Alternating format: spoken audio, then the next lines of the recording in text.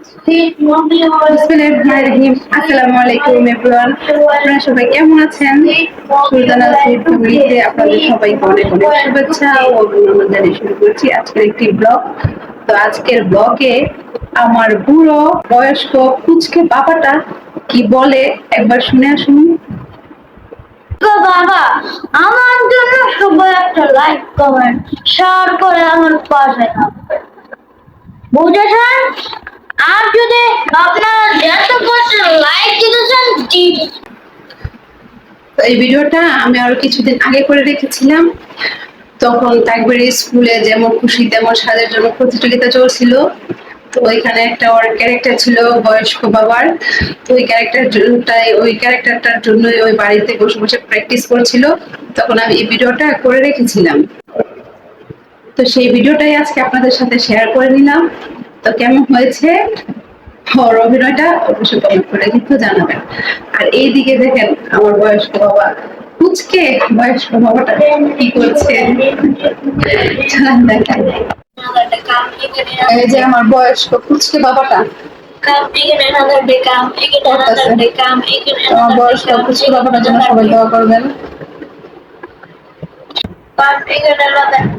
আমি যে এখানে বসে বসে আমার সারিয়া মামুনি করতেছে সারিয়া, আর এই যে পাশে বসছে তাকবীর। ওদের নাকি আজকে টেবিলে বসে পড়তে মনে চাচ্ছে না, ওদের ইচ্ছা করতেছে খাটে বসে পড়তে, তাই ওরা আজকে খাটে বসে পড়তেছে। আমি কতবার বললাম টেবিলে যে পড়তে, বুঝছে না, আজকে আমরা খাটেই বসে পড়বো। খাট ওই খাতা দিয়ে একবার ভর্তি করে রাখছে, কি অবস্থা খাটের।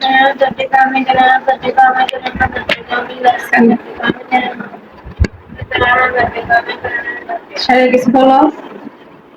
সবাই আমাদের ভিডিওটা সাবস্ক্রাইব করে ভিডিওতে লাইক কমেন্ট শেয়ার করবেন এবং আমাদের চ্যানেলটা অবশ্যই সাবস্ক্রাইব করবেন এবং আমাদের পরিবারের সদস্য হয়ে থাকবেন। এই যে আমার বুড়ো বয়স্ক পুচকে বাবা, তুমি কিছু বলো। আসসালামু আলাইকুম। আমাদের ভিডিওটা দেখে সবাই লাইক কমেন্ট শেয়ার করে সাবস্ক্রাইব করে আমাদের পাশে থাকবেন। তাহলে কি খুশি হইবা তুমি? জি। আচ্ছা, আমার বাবার খুশির জন্য কিন্তু অবশ্যই করবেন। সারিয়া, তুমি খুশি হবে না? হ্যাঁ। আমার বাবা আর আমার মামুনের জন্য কিন্তু সবাই বেশি বেশি করে লাইক কমেন্ট শেয়ার করে চ্যানেলটাকে সাবস্ক্রাইব করে আমাদের পরিবারের সদস্য হয়ে থাকবেন।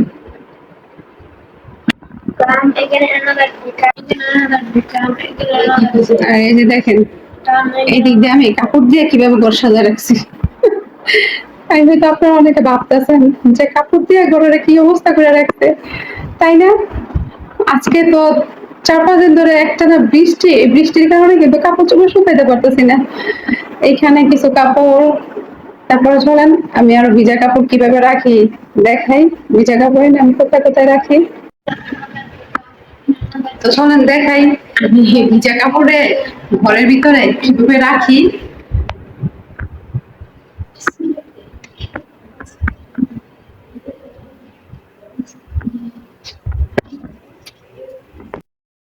এই যে দেখেন ভিজা কাপড় আমি কিভাবে কোথায় রাখি।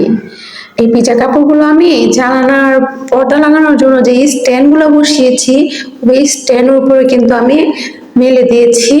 চাইলে কিন্তু আপনারা আমার মতো জানালার পর্দার এই স্ট্যান্ডের মধ্যে বা জানালার রডের মধ্যে এভাবে কাপড়গুলো শুকাতে দিতে পারেন, কারণ আমাদের রুমে কিন্তু সবসময় ফ্যান চালু থাকে।